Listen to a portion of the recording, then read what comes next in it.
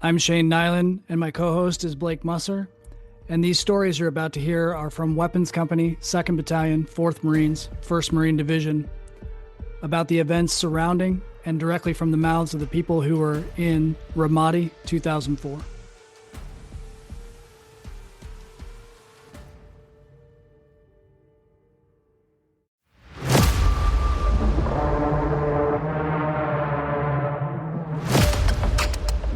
This is part 2 with Sergio Wallace of Sledgehammer Platoon. Well, anything going into, and now, where are you from originally? You from Chicago? Originally, I'm from Colorado Springs, Colorado. Nice and cold. Yeah. So what'd you think going into the summer? I had never been so hot in my life. Yeah. I'm not a fan of being hot. I like it cold. Surprisingly enough, when we first got there were a couple of, cold mornings and cold nights. Yeah. The rain that fell during a sandstorm was also a new one since the rain turned to mud and it was just, drops of mud covering everything. That was a new one for me. But one of my more specific memories too. Yeah, that only happened one time, and that was definitely something I'd never forget. But yeah, I don't think even to this day when I get hot and sweaty, it brings back like the pins and needles you get during the deployment when it feels like you got stinging all up and down your back. Yeah. I still get that every now and then. It drives me nuts. What'd you do to keep cool? Oh, just hydrated. I mean, the ACs, the little ACs that we had and those little hooches. Yeah. They didn't work all the time, but that was about the best we could do. Yeah. Speaking of the hooches, how did you spend your downtime? What did you do to keep your mind off of other things? I got a DVD player and some speakers from the Hajis and those bootleg DVDs that they had, and I used the 550 cord and duct tape, and I suspended the DVD player and the speakers up on my rack, and then everybody would just come over and sit on my rack, and we'd watch a movie. Nice. That was about it. Listen to Were music. you a smoker? Were you out in the smoke pit a lot? No, I didn't smoke, but my mother did send me a care package that had a box of like 200 Swisher Sweets cigars in them. Nice. So what we started doing was anytime we would make it back from a patrol safe, we'd all light one up and have a little celebratory at the end of the day. But I never could get onto the cigarette. Who's we? Oh, Who's so my truck team, me, Gloy, Alderetti was in a different platoon, but he was also one of our friends that we hung out with. Well, he ended up in. Well, your he platoon. came over. Yeah, he came that's over right. to Because us. we had to cross train him because he was a tow gunner originally, right? correct. Yeah. Yeah. So me, him, and Gloy, sometimes Escalante. Yeah, we just puff on those little cigars in the back and hope not to get mortared. Yeah. You guys get into any other antics in the hooch? I mean, other than taking dumb pictures with K-bars, because you're bored, there's always somebody pointing a K-bar at somebody or, sword fighting or whatever. But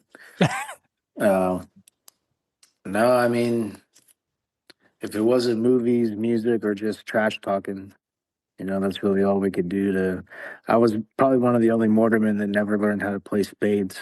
So whenever that was going down, I was always somewhere in the corner doing something else. Not even sure you're a real mortarman at this point, man. I know. I don't qualify. I've always been horrible at cards, so I never want to. I don't have a brain for numbers either. So Did you guys have to have anybody stitched up from a K-bar fight? Nope, luckily. That's good. We had Yeah. two. So yeah. Yeah. Yeah. Yeah, I believe it. Those things were sharp out the box. Yeah. Stupid dumb Marines playing with knives all the time. uh, Oh, we did have some machete fights. Those machetes they gave us to chop through, yes. dense brush or whatever. So that was Yeah. fun. Which really, I mean, I don't know that we ever used them out in the field, but we did use them to No. chop some of the shit away at the river. Yep. Used it to do some area beautification whenever some high-ranking person was coming around. Right. Got to make sure the lawn looks good in this enemy territory. I remember I took oh man, I forgot about this, but I was part of when we remember when they thought they were going to be Chechen divers that were the going to swimmers. cross over. Yeah. They were going to attack our base, and so we had to set up a separate guard post at the far end. Mm-hmm. And we had I remember I went up there with a machete, and a couple guys went up there. We cleared out an area, and so I forgot about that. That's right. Clearing out that. Yep, they were gonna use little scuba fins and somehow swim upstream of the Euphrates and get to us. Yeah. Some of the stuff they came up with is, but as far as like you were mentioning earlier, the command picture, I think, is first deployment boots, so to speak. I wasn't privy to a lot of the big picture information, so a lot of it for me was just go where you're told, do what you're told, don't shoot anybody that isn't supposed to be shot. I mean, that's the best you could hope for, to be honest. As a junior Marine, and be like, and trust that your command's telling you, pointing you in the right direction at least. Mm-hmm. You kind of mentioned guest visitors. Do you have any memories of any of our VIP guests that we had? Oh yeah, when Ollie North came through, that was a good time. Yeah. They did that War Stories little excerpt on us. He's really it. I mean, I can't think of anyone else that may have come by. We didn't get any like celebrity visitors or anything like that. No, we definitely. I mean, we were in a hot zone. Celebrities. So we weren't gonna get the. I mean, Ollie North is a celebrity, but that's as celebrity as it's gonna get. Yeah. We had a handful of reporters that we took out and about, but no one. I mean, I can name them, but no one that sticks out. But. I mean, we had the Commandant of the Marine Corps come by. We had General Mattis come by, like some people that, are big names as far as Marine Corps wise, but not necessarily big names for the public. See, if I'd have known about Mad Dog Mattis showing up, I'd have probably been excited about that. Yeah. Well, we bumped into him twice over at Blue Diamond, dropping people off over the chow hall and stuff like that. I don't know if maybe you weren't there. Maybe you're on truck. I might have been there. But Blue Diamond, for me, was one of those places where we were told, don't talk to anybody. Like, that's where all the officers and staff NCOs are at. Like, keep your mouth shut, stay out of sight type of shit. So, I wasn't interacting with any generals for sure. Not running up and getting autographs. Nah. That's hilarious. You remember any visits to any other bases that were memorable? Because I mean, we did run to quite a few different places. I think everybody went to at least a couple air bases, and they definitely went to Junction City. Yeah, I remember. I can't remember. I don't know if this is the right deployment. There's Al-Taqaddum and Al-Assad. Yep. Junction City was interesting for me because that was the first place that I had seen. I didn't know that they brought women over to Iraq, like with us. Like on the big bases, like that makes sense. But Junction City being right down the street from Hurricane Point, I felt was like a pretty hostile area. Right. And again, as a kid, looking at all these people like, oh, damn, you guys are out here too. But then you see their accommodations versus ours, and you're like, oh, why couldn't we have just all hung out over here at Junction City and, operated out of here? You wouldn't have been angry enough to fight. You'd have been too comfortable. Yeah, that's that's something that a key point that I bring up to a lot of people when I tell them about how the Marine Corps essentially keeps its fighting men and women ready to fight, and it's by making sure they don't get comfortable and they stay hungry and tired and pissed off because you're not going to want to go get into a firefight if you got to climb out of silk sheets and put your Xbox down and so I get it. It's funny you mentioned the women. I think that was striking to a lot of people, but uh, specifically historically speaking, according to official government record, that was the first place and the first time that women attached to us, to your platoon, were sent to frontline combat. Intentionally. Now, obviously, things happen, right? Convoys get ambushed, and there happens to be a woman on there, but intentionally sent to frontline combat. That was the first time. Yeah, they did tell us that like it was like a new thing, and that they were trying out. And my whole thing with that is, anybody that's got the guts to slap on a flak jacket and grab a weapon, I'm good with. I don't, doesn't matter who you are, where you come from, what you're made of, but um, there were a lot of unseen problems that came from that too. But it was just another thing that really you don't expect when you get over there. Did you operate with any of the Lioness missions? Yeah, we went on a couple, and it was just like meetings with the local higher ups, and then them coming along to be able to do certain searches and things like that. But nothing ever happened when we were doing security for them, at least when I was there. Yeah. Do you talk to them at all? Any interactions? No. One of the things I noticed that happens, especially in a combat zone around men who haven't been around women in a long time, is when women do come around, sometimes some guys get a little in their DNA, so to speak. And I could see that there was like people were already talking about Marines fighting over them and Right. fighting over their attention and stuff like that. And I'm like, I just don't even want to be involved in anything like that. So I'm not really a people person in general. So I don't seek anyone out to start a conversation. I just let the animals play in the circus, and I just sit in the stand and watch. That's a good way to put it. And it's funny from their perspective. I don't. We did talk to one of them in detail about her memories of what she remembers running with you guys, with Rainmaker and Sledgehammer and stuff.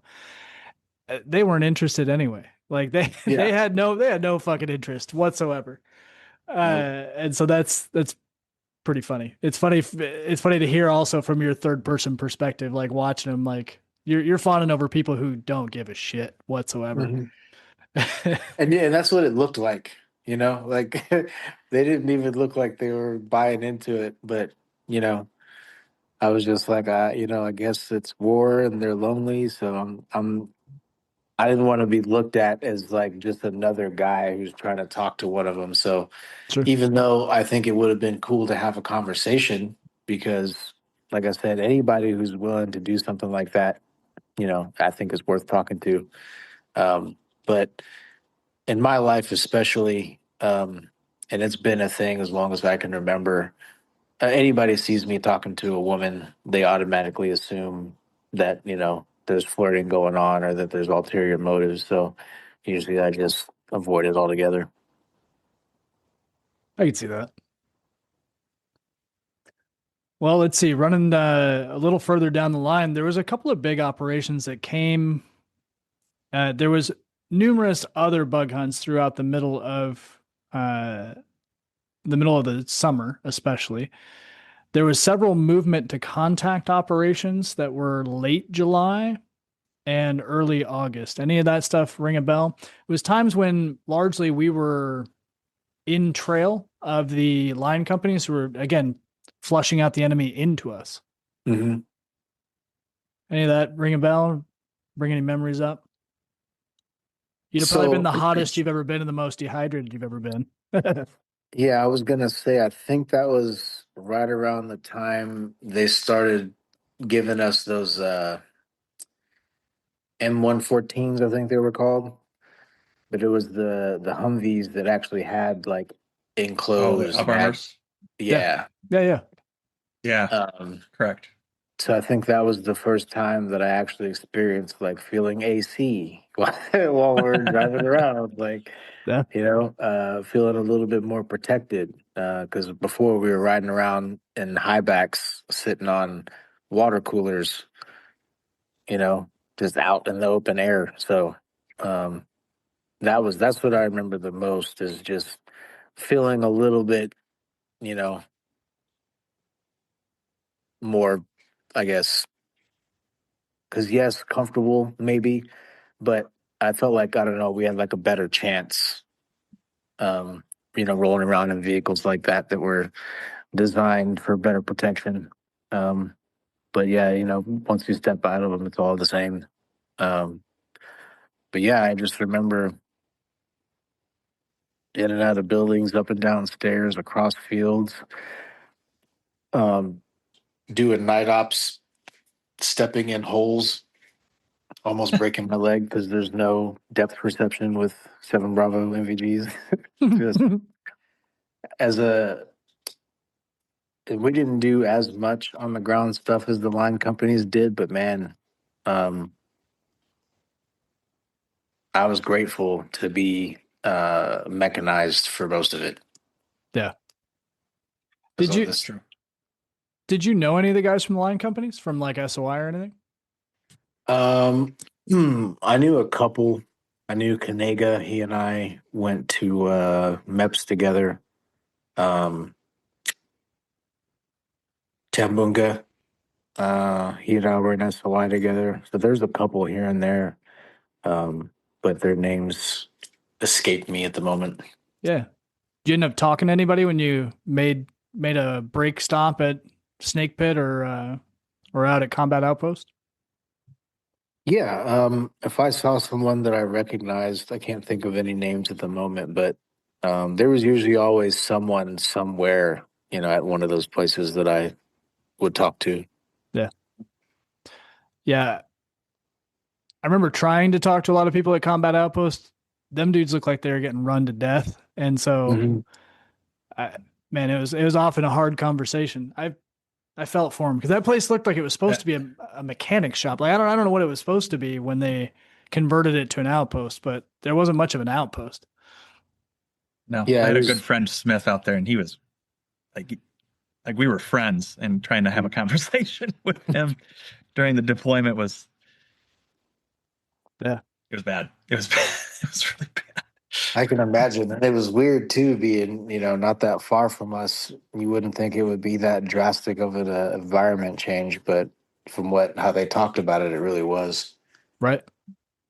Yeah, I mean, I didn't think Hurricane Point was great. I didn't think we weren't having some level of hardship, but it was a little nicer than Combat Outpost. Mm-hmm. But we didn't have the command issues that they did. Plus, we weren't getting our dicks run into the dirt by walking 20 miles a day every single day. Right. So,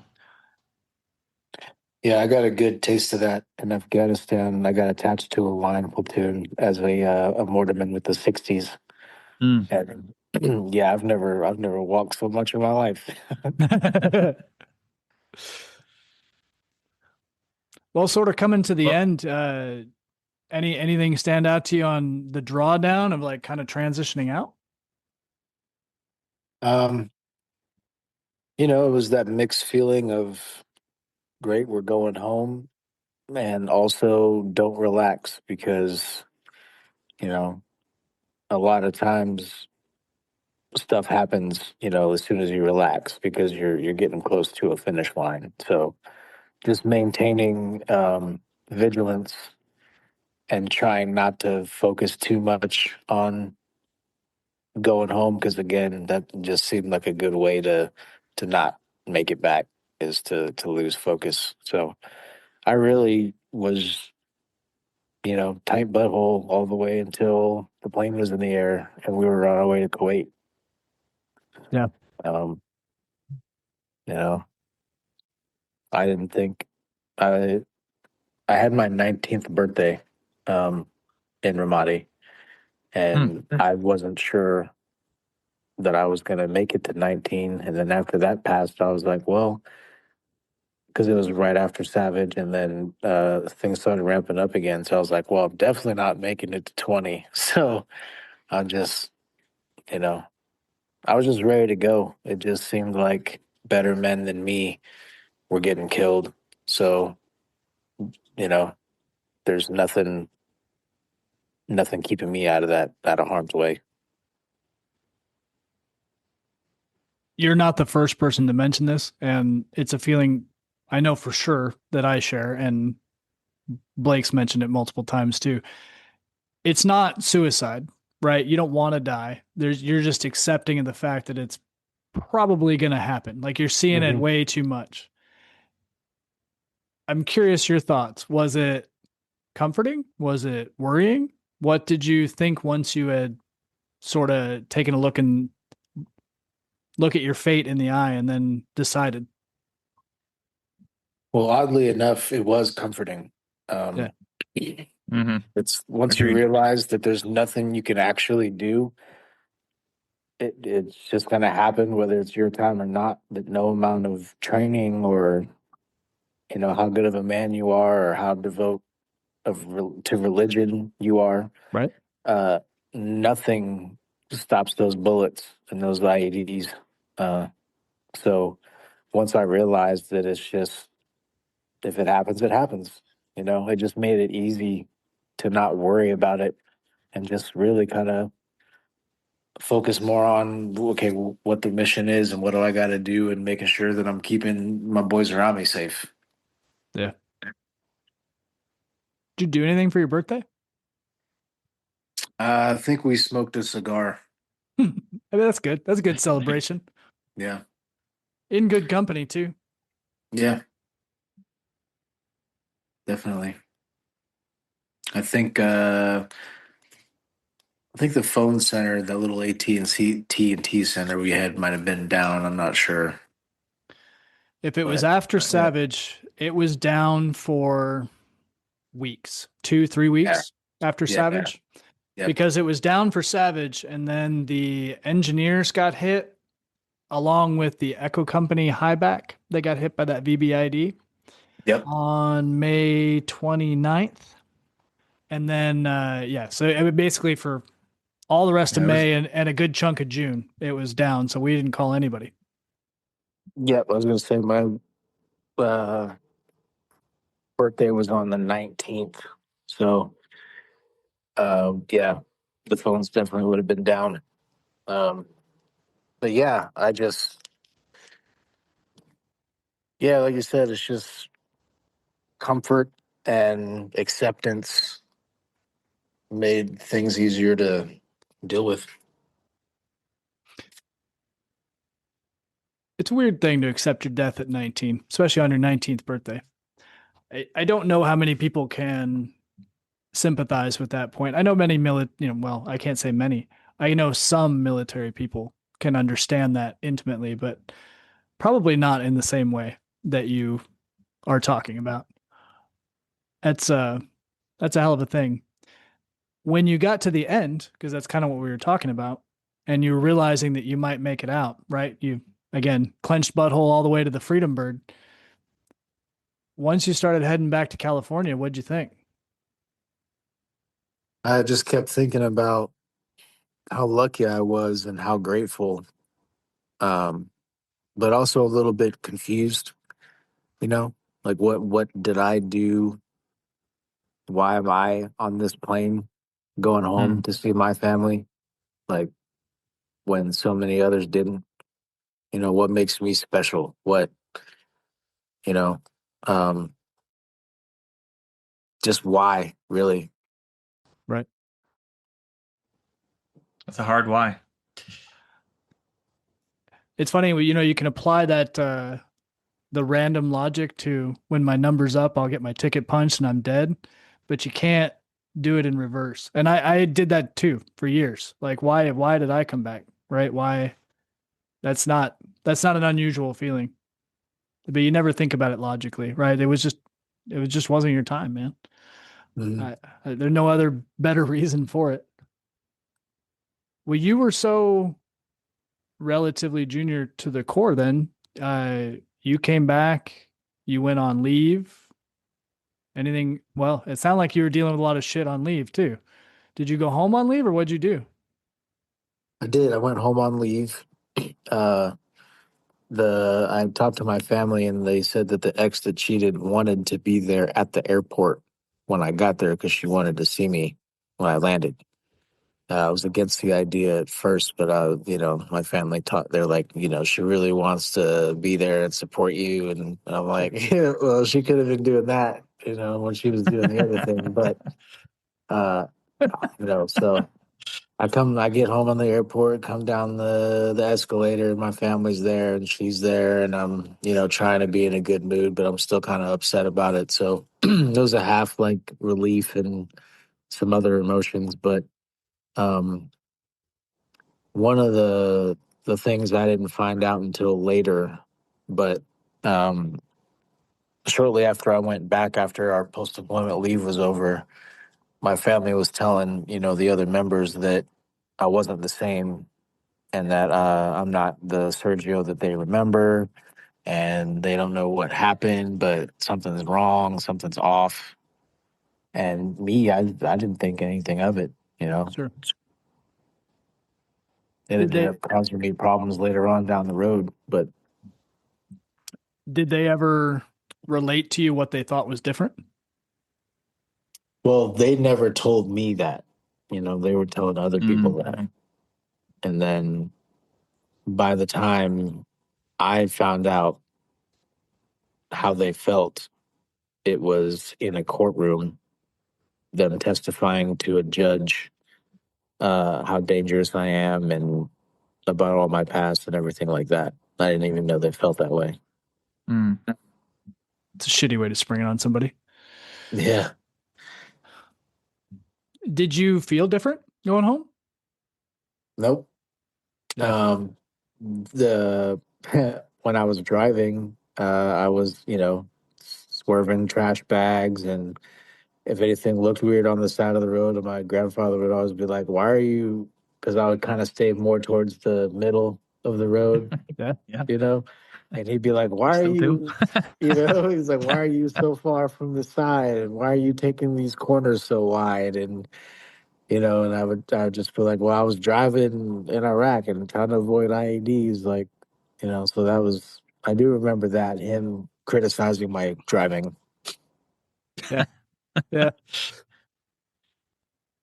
Well, you move forward from there, I mean, pretty quick. A lot of us that were any kind of senior to you, we disappeared fast. Yep. Either went on to other billets, other units. I mean, that's the Marine Corps way, man. You don't stick around. If you're leaving, you're leaving. Mm-hmm. Uh, I mean, me and Blake left. We left the Marine Corps in December. I mean, you were becoming senior. What kind of lessons did you take forward to your junior Marines? Because now you were the guy with all the knowledge. You were the senior salty Lance to go aggravate your junior Marines. Yeah. I mean, interestingly enough, I stayed in 2-4 for almost 6 years. Nice. Oh, Yeah. I didn't get orders to another unit until 2009. But the first thing that I implemented was to not be like the senior lance corporals that I had interacted with when I first got there. Um, I wanted to be do what I'm telling you to do because this is going to help you out and make you a better Marine, as Right. opposed to do what I'm telling you to do because I said so. Right. Um, I tried to teach as opposed to just demand things. And I carried that a little bit into my leadership style when later on becoming an NCO and things like that. I learned that communicating and uh, really treating, I guess, my junior Marines like human beings instead of, underlings. you Are you know? are you sure you're a mortarman? I'm not sure. I'm not sure this is the proper doctrine, sir. Yeah, I know. It did not make me popular with my peers, I can tell you that. Um, they did not like the fact that, if one of my Marines was late for formation, instead of me just ripping his ass in front of everybody, come to find out, you know, he came out in his car, the battery didn't work and he had to wait for a jump, like life happens. Like, don't be late again or there's going to be punishment. But the fact that I wasn't just stomping him out in front of everybody was, you know, my peers were like, "Oh, you're soft on them, and you're a boot lover, and all this other stuff." I'm like, they're men like we're men. What a fucking funny ass insult to call you a boot lover. That's fantastic. Yeah, yeah, It's now again, I'm a toe gunner, so my mentality is completely different as far as the way things worked. Right, the way I learned in a cat platoon first, and then whatever we did in Ramadi as mobile assault company. Uh, but my understanding, man, as far as mortars go, and I see it now. I share stupid fucking Instagram videos and Facebook videos to Blake all the time of people on the gun Mhm. line doing dumb shit, nearly killing each other. Right? Dudes loading rounds backwards and shit like that, where sort of that instant you got to be on somebody's ass or everybody on the gun line dies is probably really vital and important. So I can see why the culture is that way. Yeah, But I'll tell you from the outside, it looks crazy. It looks like you guys are just beating each other to death. yeah. I mean, Yeah. it's kind of how it was. And again, it's absolutely essential on the gun line. Someone's about to double load or Yeah. misfire. Someone's about to drop and you grab them and you got to put them on the ground or snatch somebody up or get in their face. That's life and death. But you know, because your rack wasn't made right, or because you missed like a little spot on your chin when you shaved, like why do I have to be up in your face Yeah. Yeah. screaming at you? Like I that didn't make sense to me when because I started off doing that. We had got a platoon sergeant that was a drill instructor, and I just became like in the zone for corporal. And his favorite thing to do was someone would mess up, he'd be like, "Wallace, go get him," and then here I come, knife hand, yelling. Sure. And all the staff NCOs and everybody's like, "Yeah, Wallace, get him," and they're all loving it. But what am I doing for that Marine? Like, what am I teaching him in that moment? Right. You know, Just to all hate you, probably. yeah, yeah, and um, it it got to a point where they started sending me problem Marines from other platoons. They'd be like, "This Marine has an attitude. He doesn't want to listen to anybody. He just doesn't want to get with the program."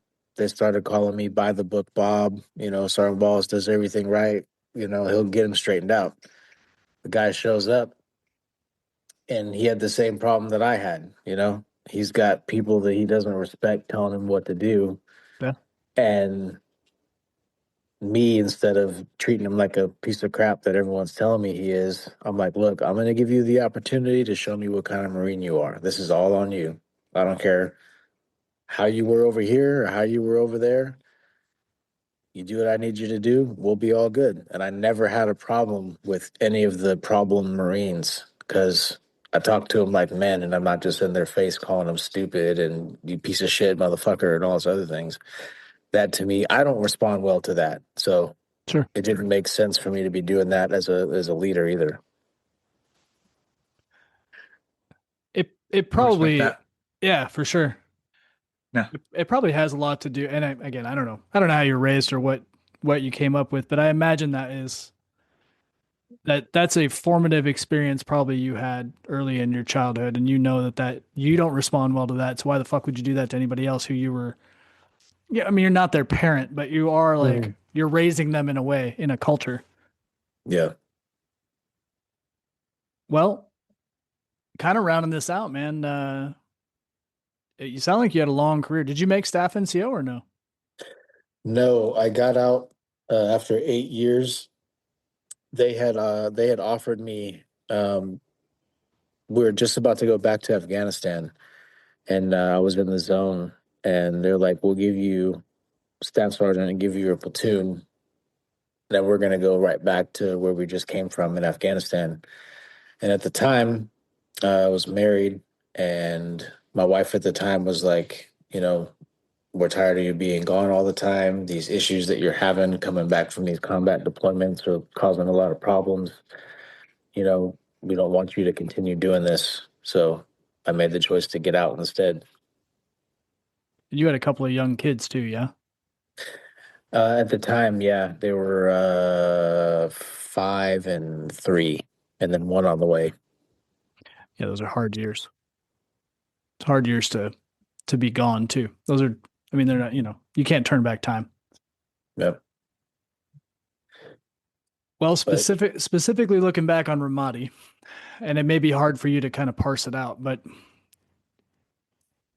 what do you tell people? What do you tell people about 2004? And then I guess in a broader sense, what do you tell people about your service?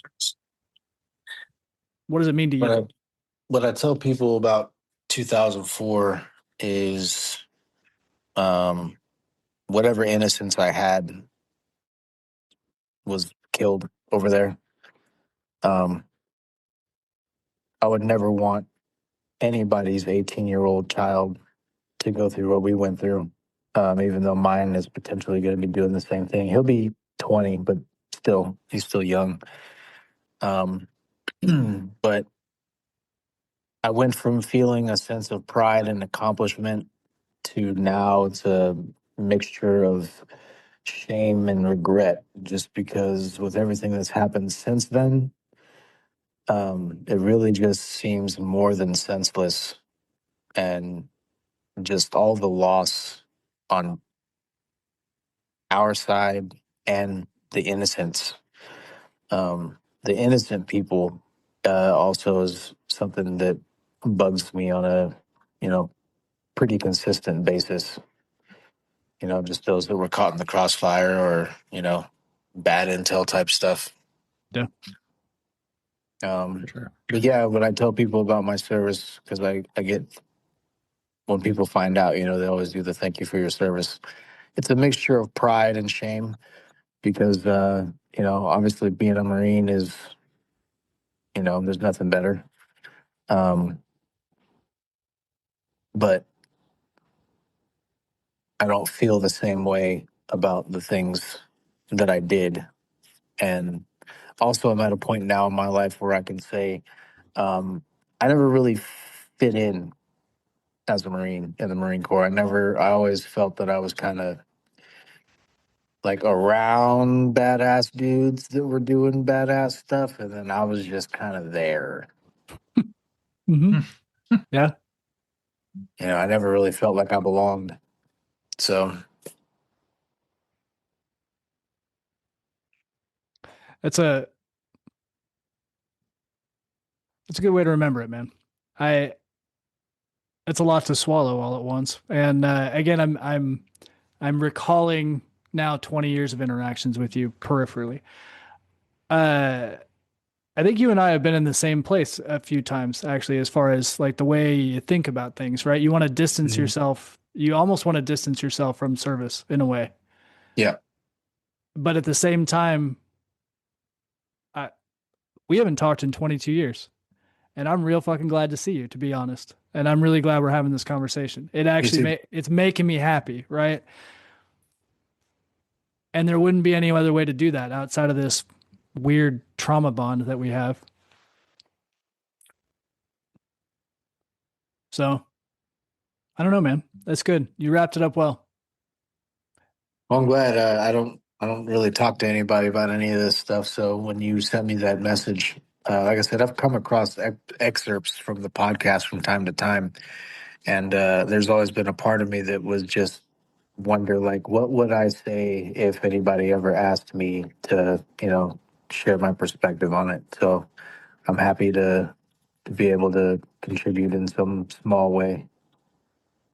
It's more than small. You and I don't know if I've said this to enough people actually. Me and Blake had no idea what the fuck we were doing. We thought of this last summer. We were like, we're just going to do this and see what happens because nobody's really told weapons companies' story.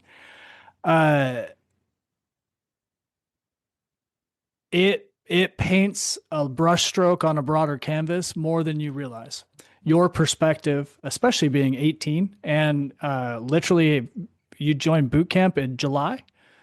The invasion of Iraq was already 6 months underway or whatever, 4 months underway by the time you went to boot camp. Like that's a unique time frame and a unique experience in an extremely hard and difficult deployment where, again, there was a weapons company platoon in contact every single day, essentially, one way or another, either via an IED or gunfights. And, you talked about Alderetti, but I'm sure you knew other people in other platoons as well. You knew who was getting shot at. You knew who was getting blown up. You saw them. It was a real face. It wasn't just a face like, oh, I heard about this other platoon, this other camp or whatever. It was somebody you knew. I don't know. It does something weird to you. So it's different. It does because it's it's familiar and it's hitting you where you live at. Yeah. And, there's a lot of people in this world that aren't affected by things that don't affect them directly. Right. And it's different when something, happens inside your bubble of existence because we're all connected in that way. And, especially in the close proximity. But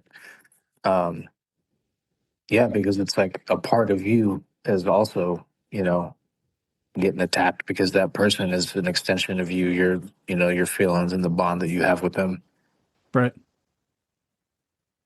Well, it's been great. Is there anything else you want to close with, man? I don't know where else to go from here.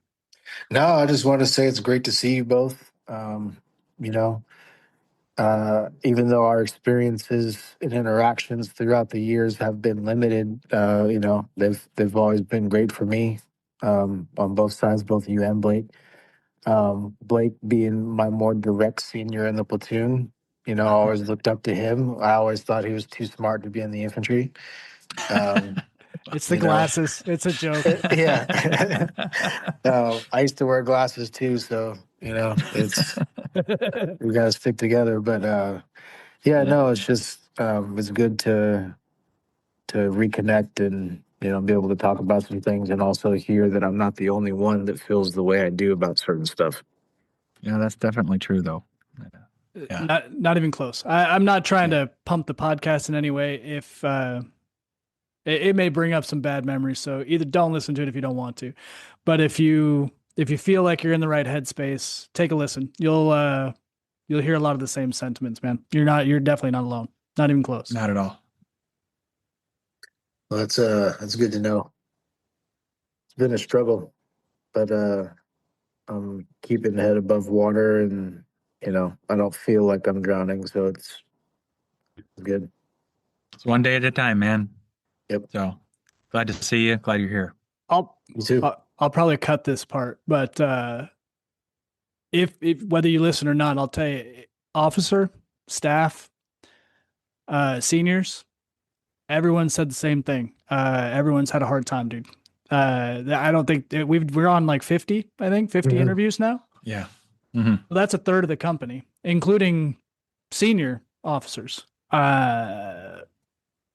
No one came away unscathed. No one walked away and was like, man, I just feel good about everything. I'm fine. Not even fucking close. No, some people had some real.